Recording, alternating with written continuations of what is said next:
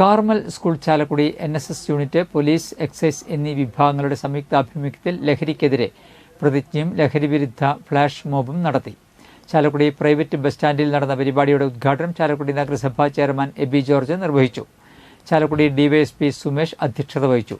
നഗരസഭാ vice chairperson Alice Shibu, നഗരസഭാ പ്രതിപക്ഷ നേതാവ് TS Suresh, ward councillor Elizabeth TD, excise inspector CU Haris, craft പ്രതിനിധി ദിനേശ്, റോട്ടറി ക്ലബ്ബ് പ്രതിനിധി Ramesh, Carmel school principal father Jose Thanikkal, NSS programme officer Jose PO, NSS volunteer Annette Shiju, അധ്യാപകരായ സിനി, ഷാജു, എൽദോ ജോസ് എന്നിവർ സംസാരിച്ചു.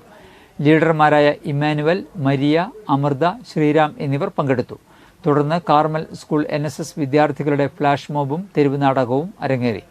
ലഹരിക്കെതിരെയും രക്തദാനത്തിന്റെ പ്രാധാന്യത്തെക്കുറിച്ചും പ്ലക്കാർഡുകൾ ഉയർത്തി വളണ്ടിയർമാർ സന്ദേശം നൽകി. കൊടകര SHO PK ദാസ് സ്വാഗതവും ചാലക്കുടി SI ഋഷി പ്രസാദ് നന്ദിയും പറഞ്ഞു.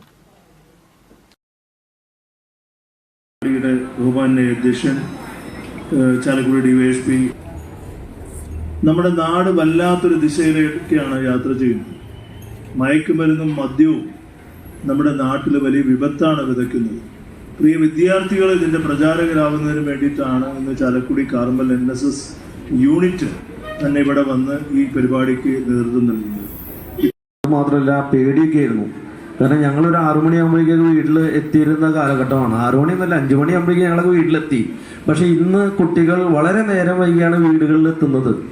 അപ്പോൾ വീട്ടിലിരിക്കുന്ന രക്ഷാകർത്താക്കൾക്ക് ഭയങ്കര ആദ്യമാണ് ഈ മക്കൾ വരുന്നുണ്ടോ, എത്ര സമയത്ത് വരുന്നു, ഇതെല്ലാം നമ്മുടെ ഈ സമൂഹത്തിൽ ലിങ്ക് ചെയ്തുകൊണ്ട് പോകുന്ന കാര്യമാണ്. കാരണം എന്ന് കഴിഞ്ഞാൽ മയക്കുമരുന്ന് നമ്മൾ ഉപയോഗിക്കുന്നില്ലെങ്കിലും നമ്മൾ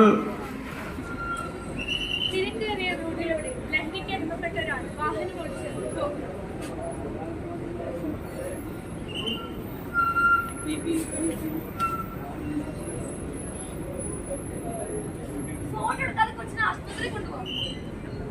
ചോറ് പോലെ പാടില്ലേ?